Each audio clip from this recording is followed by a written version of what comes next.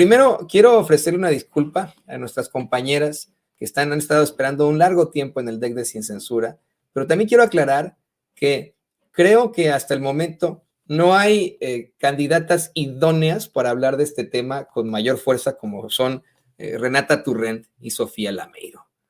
Primero les doy la bienvenida. Sé que están igual de indignadas como yo por lo que vieron ayer en las redes del Partido Acción Nacional al haber pues tratado de justificar sus faltas y al deslindarse completamente de Genaro García Luna para después culpar de todo al presidente López Obrador. Vamos a hablar de eso, pero Renata Turrent, Sofía Lameiro, la saludo con mucho gusto, Renata. Hola, querido Toño, ¿cómo estás? Sofi, ¿cómo estás? Qué gusto estar con ambos y con toda la audiencia, por supuesto. Un beso a todos. Sofía Lameiro. Hola, Toño, un saludo a todos y a todas las que nos ven. Muy contenta de estar de nuevo aquí contigo y con Renata también. Ahí lo tiene usted, de Renata, asesora en políticas públicas del UNAM, Sofía, una gran analista política. Comencemos contigo, Renata. Yo, si te soy perfectamente honesto, casi se me salen los ojos o me empezaron a sangrar los oídos.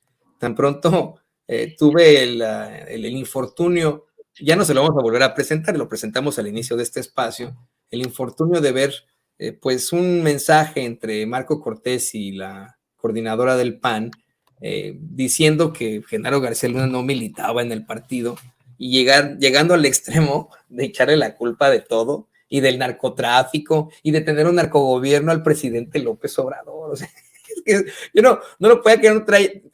Al día siguiente, Renata, mi querida Sofía, al día siguiente de que declararan culpable a Genaro García Luna, el PAN primero compartió una serie de videos hablando de sus logros, una especie de campañita, y el día siguiente nos salen con esta chistosada.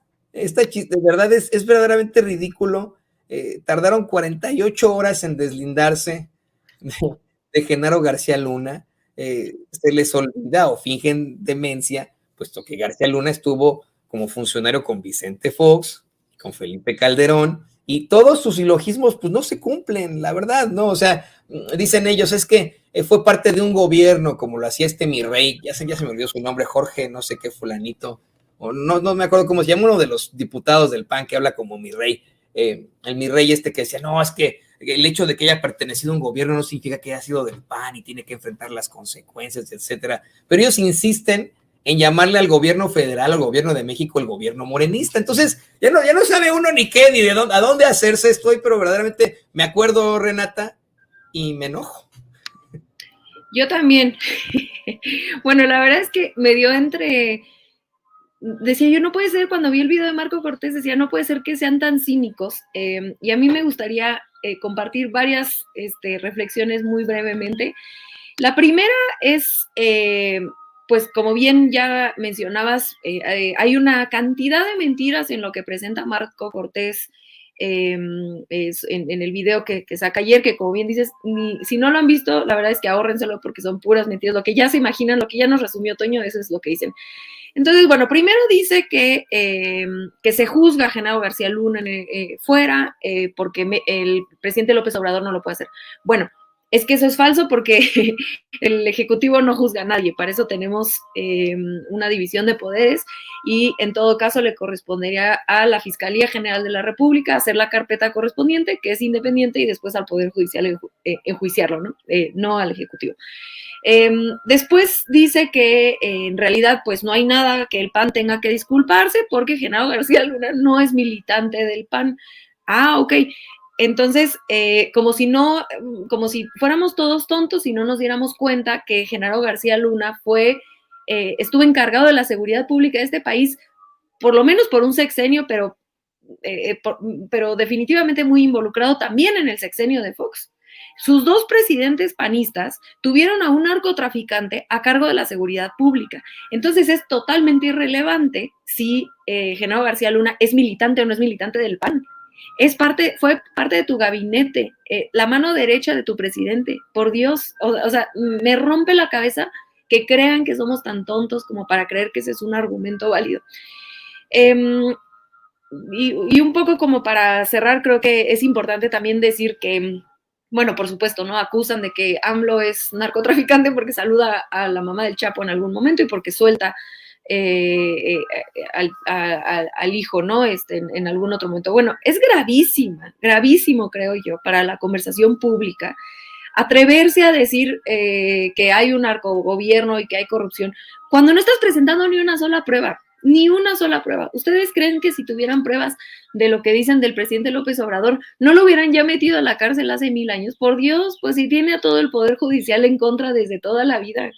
Es inverosímil que se atrevan a decir algo así sin presentar una sola prueba. Sobre todo, como tú ya bien mencionas, Toño, cuando tienen a un exsecretario de Seguridad Pública en la cárcel en Estados Unidos, declarado culpable. Y en la Ciudad de México, yo insisto que es importante entender al panismo como un conjunto. Aquí en la Ciudad de México hay 9 implicados penalmente. 4 de ellos prófugos de la justicia, incluyendo a Cristian Monroy, que era diputado, ahora ya no es porque ya se acabó sus faltas y está prófugo de la justicia. Tienen órdenes de aprehensión en su contra. Ya agarraron a la hermana de Cristian Monroy por todos los crímenes que hicieron aquí en la Ciudad de México y toda la robadera que hicieron en la Ciudad de México con sus corrupciones aquí en específico en la Benito Juárez. Es un partido que ha rebasado incluso al PRI. En materia de corrupción, y se atreven a salir a hablar de un narcogobierno y de corrupción en los gobiernos de Morena cuando no están presentando ni una sola prueba. Por favor, otra mentira que salen a decir es que en este sexenio la inseguridad es la peor. Bueno, es el primer sexenio desde el 2000. O sea, van 24 años donde la tendencia de la inseguridad había ido a la alza y este es el primer sexenio donde baja, el primero. Y recordar nuevamente que en el sexenio de Calderón se incrementaron 200% los homicidios, 200%. O sea, pasamos, imagínense esa cifra, ¿cómo se explica esa cifra? Bueno, pues claro, la única, ahora lo entendemos perfectamente, se explica porque pactó con el narcotráfico. Nos estaba gobernando un narcotraficante, presuntamente le vamos a decir así a Felipe Calderón, pero estaba a cargo de la seguridad pública un narcotraficante. Pues claro, ¿cómo no van a incrementar 200% los homicidios así? Y yo nada más para cerrar, a mí me gustaría decir que 2 cosas. La primera es que creo que es un error político del PAN, más allá del error ético, ¿no? De ser unos cínicos, mentirosos, deshonestos, ¿no? Eso ya lo sabemos del PAN y no sorprende. Pero incluso creo que es un error político el que están haciendo en no responsabilizarse, deslindarse, decir, a ver, tenemos que reflexionar qué es lo que pasó para que no vuelva a pasar. Yo creo que es un error que recae en el mismo error que ha conducido la política de la oposición por estos 6 años y me atrevo a decir que, bueno, por estos 4 años y me atrevo a decir que muchísimo más tiempo, y es que creen que la gente es tonta. Recae todo en esto, creo yo.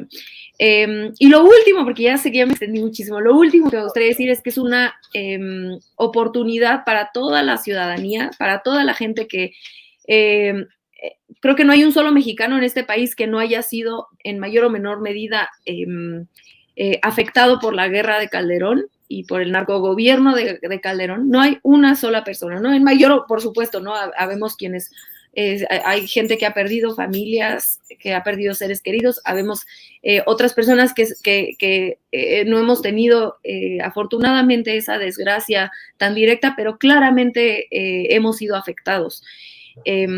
Y creo que es una oportunidad como país para concientizar a la gente que está alrededor de nosotros, ¿no? Esa es creo, una responsabilidad que cada uno de nosotros tenemos que tener, de que cualquier persona con la que hablemos le podamos explicar, esto es lo que hizo el gobierno de Calderón, para que haya un entendimiento claro de lo que pasó y que no vuelva a repetirse, no se vuelva a repetir una desgracia como un gobierno de narcotraficantes como el que el PAN nos puso de 2006 a 2012, mi querido Toño y mi querida Sofi.